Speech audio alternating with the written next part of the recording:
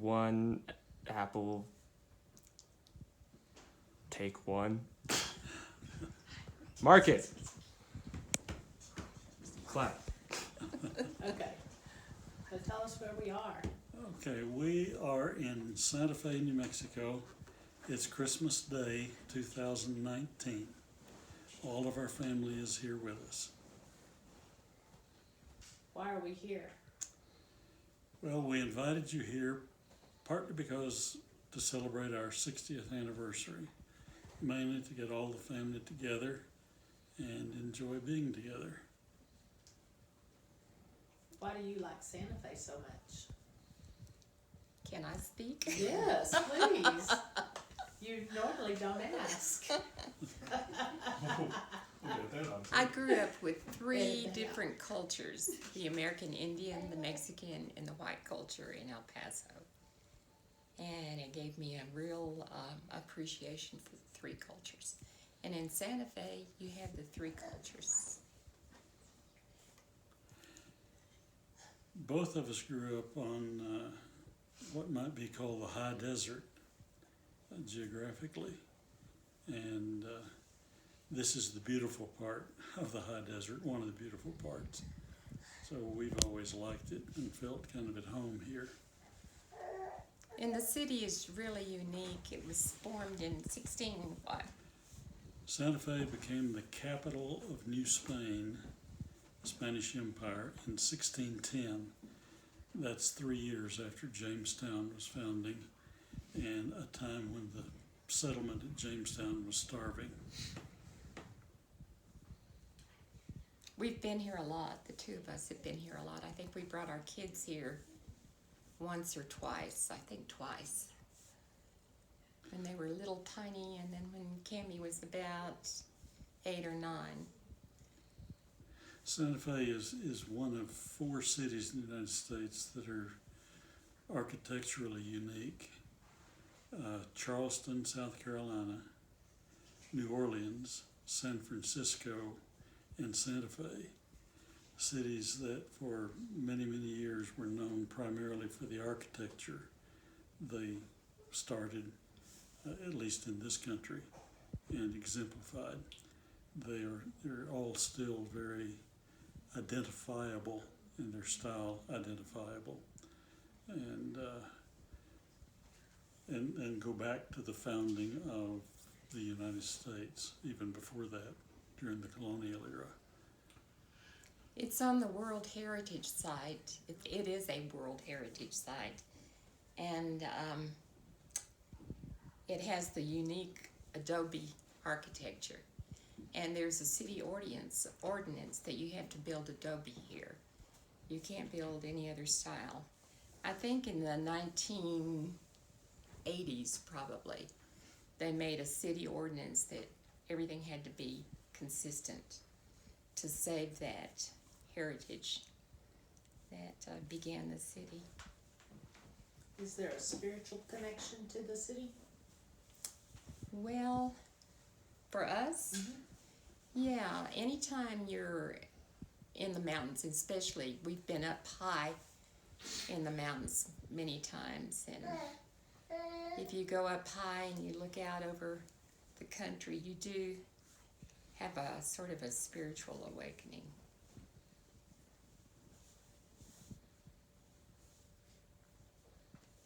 Why did you decorate your house in this style? When we were in the 1970s, we started collecting American Indian art because we loved it so much. And we had to do a lot of reading because at first, I think people don't appreciate American Indian art until they study it. And once you begin studying it and learn that the techniques are passed down for many centuries from generation to generation to generation. So a lot of our art uses the old technique where people dig the mud and fire it in fire pits, the old traditional way. We kind of focused more on pottery, but we had American Navajo rugs, primarily Navajo rugs, and jewelry, pottery. And then we have a few weavings, or did have several weavings done by the Spanish, a very different style, using a different style loom, and different artistic styles. They brought with them when they came to this country Charo sheep, which have a very fine wool, and thus you can create a much finer fabric in rugs, saddle blankets, wall hangings, and whatever. So you got a nice, tight, fine weave. And the finer that is, the more valuable the piece is. One time, I think in the maybe around 1990, when I was a writer, doing a lot of writing, we came here and we decided to go to Chamayo, which is the Spanish It's the Spanish culture. They live around there, all the people that descended from the Spaniards. And I decided to interview one of the men that does the Spanish weaving, and he had won awards all over the place. And we were fascinated with, what he told us, and I took copious notes. I think I still have those notes somewhere. I never did write the article, but I was going to submit it to the Dallas Morning News. And then the other person was... We met a fellow who carved saints, wood carvings of the saints, and he was very accomplished, as a carver and sculptor. He was also a PhD in animal husbandry and bred mules. And the mules that he bred very selectively went to what we call then third world countries, where people lived as if in primitive times and plowed with horses and mules. So they would be shipped to those countries from the federal government or charitable organizations. And he did a lot of research, and also shipped semen to countries where they had the technology to breed mules and donkeys. And his name was Oviedo. And some of his work is in the hotel, in the cases that we just passed by a while ago. We spent almost a whole day with that family, and they took us to the restaurant at Chamayo and treated us with sangria and Mexican food. Some of our favorite food is that restaurant. It's very well known. So he let me ask all sorts of questions, and as I said, I have the notes on those and never tried to publish it. It was fascinating. We did photographs too. He literally withdrew semen while we were there from his mule? Horse. They say that's one of the most divine experiences. It was Do we need fascinating. to cut? It was fascinating let's keep rolling. to see what he did. A mule is a cross between a donkey and a horse. The father is the male. The male is the donkey, and the horse is the female. And that gets a mule, and mules cannot reproduce. They're Right. sterile. His work was quite expensive, I think in the thousands at that time. The artistic work. Yeah. And he now has done bronzes, so they're way, way up there. Another interesting thing we did, maybe on that same trip, I don't know what you're thinking about. we went to, what's her name, that we had her sculpture. Oh, Tammy Garcia. We went to the Garcia's home. They own a shop. At that time, they owned a shop in Taos, but they owned a shop here in Santa Fe. And Tammy Garcia was raised she's a potter, She was raised in a family of potters that went back for thousands of years. And she is very well known. She's in the Smithsonian. And We have a miniature of one of her sculptures. they invited us to go out to their house. So we went out to their house, and she was working on huge sculptures at that time. Well, she had a sculpture going, and she had 3 or 4 pots going, Yeah. various stages of And development. her pots are what, 13,000 or more? Oh, yeah. 50,000? And we bought that's when we bought our sculpture that she did. She had a certain number that she reproduced. She did some small ones about this high. It's kind of an obelisk looking, or oval looking. It was her These- first sculpture because she gave It's- one to her kids. It's small, and she did the small one so that she could give them to her children, and they would have a piece of their mother's work. So we have one of those. And we got one, I think she made about 12 of them in the series. But now she makes them huge for big office buildings. Life size, huge. And then on another trip, we got interested in Jody Naranjo. And Jody does mostly whimsical work. And Oscar, our little reindeer, is a cartoonish kind of whimsical deer. Long legs. It doesn't really look like a reindeer, but It makes you chuckle when you see it. then the Smithsonian saw the little ones, and I asked her to do a life-size one for the Smithsonian. So it's there. What else? Why else do we like this place? We Well, love the food. How's the food here different from Tex-Mex? Oh, it's totally different, but it's like what we had in Farwell and in El Paso, because we were right on the New Mexico border. what so I had in it's- Farwell was a kind of greasy spoon version, but we would have enchiladas sometimes in a cafe. We didn't have many restaurants where I grew up. We had cafes, and they would roll the enchilada, meat or cheese in the center in a tortilla, usually a corn tortilla, and cook it in oil. And so you'd get a little steel plate and a wooden plate, and the enchilada would be somewhere below the level of the grease. The kind of food you have here comes from the northwestern section of Mexico. So every section of Mexico has different foods, different kinds of food.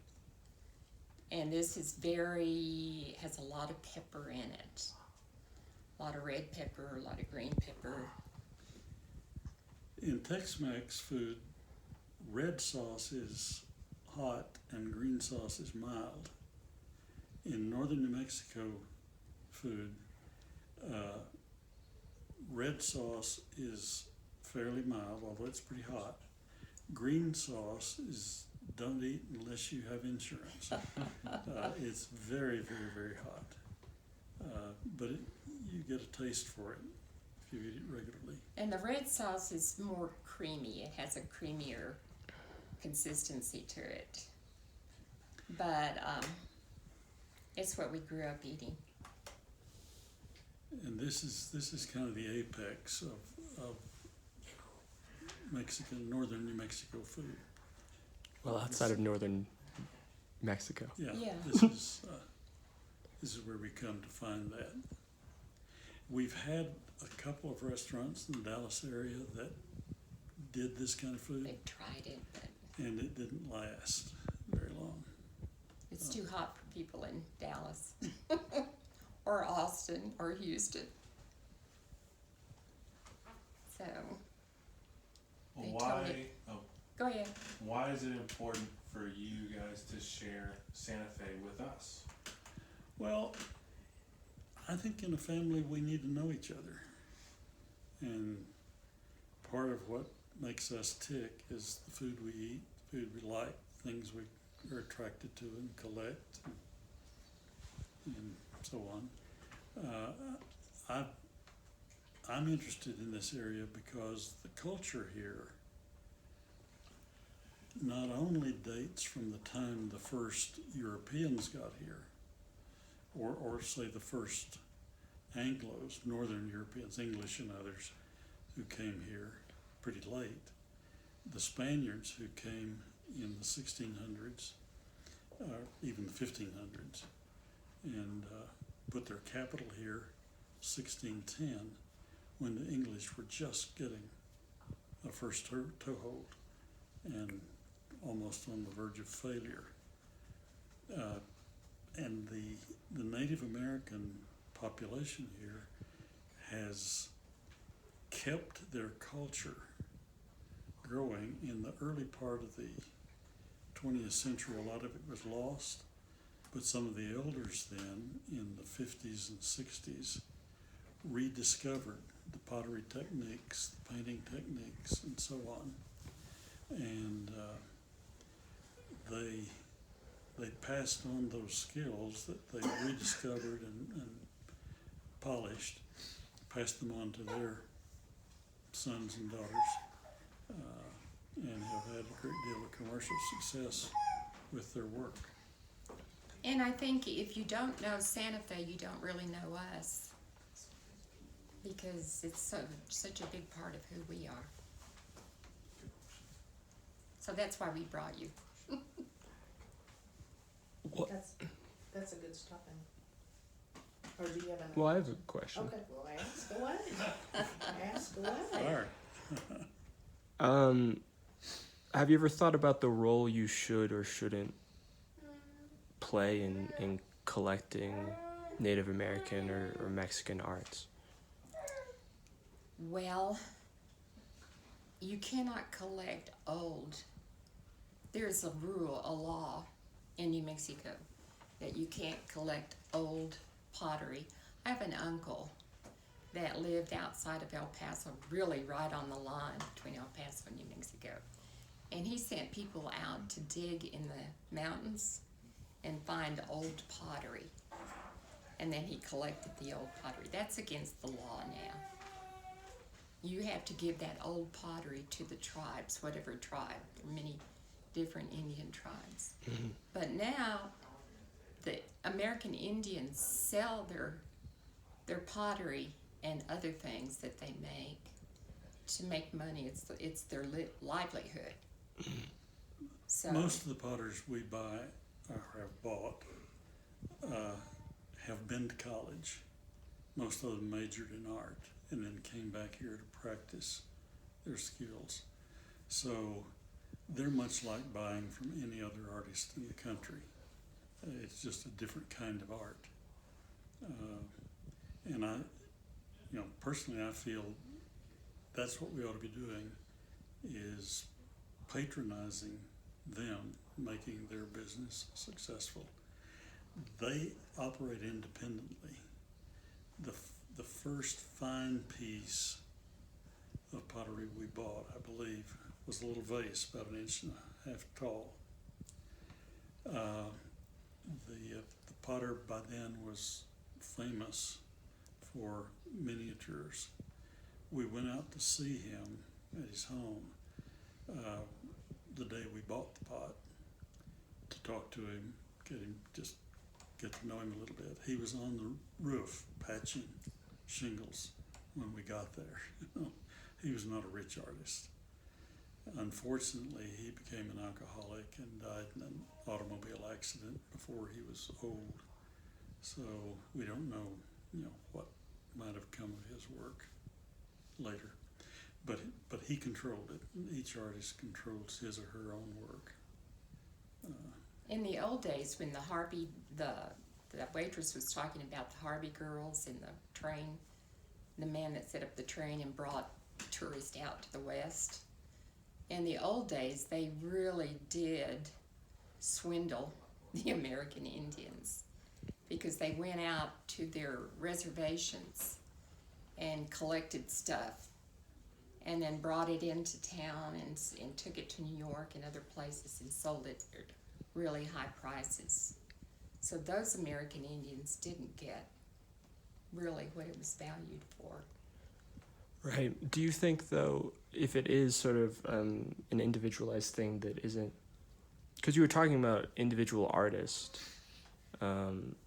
Initially you said they tend to have gone to college, and do you think it's benefiting the community as a whole? And B, what do you think your role is then in sort of the idea of exotifying native cultures? This idea of collecting so-called primitive arts, potentially. And the idea of like what we bought was a contemporary generation to us. Their mothers and fathers are some of the ones who rediscovered the old techniques. Or their grandparents. Or Great-grandparents. or their grandparents. Those who were most skilled made a lot of money, and those who were less skilled usually got taken advantage of, or they didn't have a better way to make money, and so they sold their stuff cheaply. You'd find them in little ante rooms at a service station on the highway for peanuts. And a lot of what you see now, even in Santa Fe, you have to be very careful, because a lot of what you see is made in China or some other country. And, you know, they are trying to duplicate rugs and all kinds of things. But we have bought from contemporary artists, not the old stuff. And they still,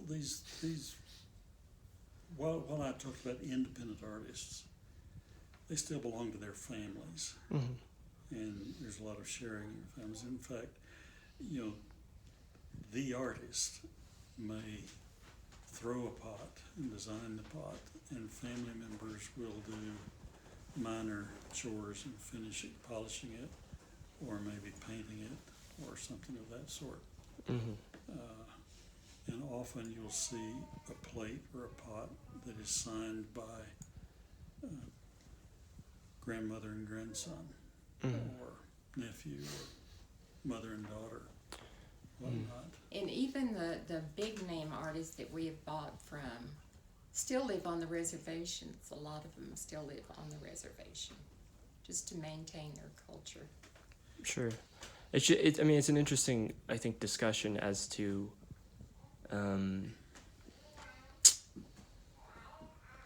once it becomes sort of recognized within sort of in some ways the white Western world as recognized as art, then sort of those with the sort of economic ability to buy the art sort of get to decide, a bit like you were talking about, who is and who isn't, you know, what part of the culture is and isn't valuable, and which specific artists are, and then what specific artists aren't. So it's just an interesting discussion as to the role that collectors should and shouldn't play, or how that can. That's true for all arts. All art. Well, it's a bit different if you're looking at, you know, groups that have been discriminated against, arts that's been stolen for thousands of years, you know.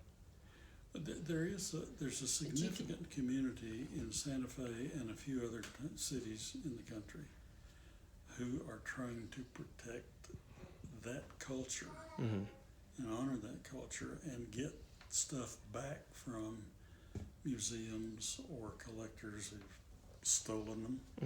It's against the law, and you have to pay a hefty fine If you're caught. if you're caught and you have something that's old that belongs to us. But my point is there's a community here of scholars, archaeologists, government officials who are trying to make amends for the abuses of the past. And New Mexico and Arizona, have a pretty good number of elected officials who are, within the normal system. So it's not perfect by any means. Yeah. One trip we made when we were out here one year was to go see all the different trading. Pueblos, Pueblos. trading posts. The Pueblos are different sects of the Native Americans. A pueblo is a village, a town, and typically they were built with a plaza in the center, and then rows of houses, a square rows of houses, and then another square behind it. So you had streets running, around in squares, and rows of houses going out from the center. And we went out one New Year's Day to the corn dances. Normally, outsiders don't get on the reservation when they're doing that. But we went into a pueblo with a friend who was one of the Anglos here working in this cause. Went out to have lunch and observe the dances with a woman who lived in a home she had inherited that was several centuries old, right on the plaza. We had pasoli. The girls were with us. Kimmy and We Kim had were with us. pasoli and jello and maybe a tamale, I don't remember. But on her kitchen cabinets, top of her kitchen cabinets were huge jars, pottery jars. And they would have been museum quality. And I said, what do you do with those jars? She says, well, we keep beans and rice and flour in them. Just like their Just like ancestors did. that's what they were made for. Though they were old. And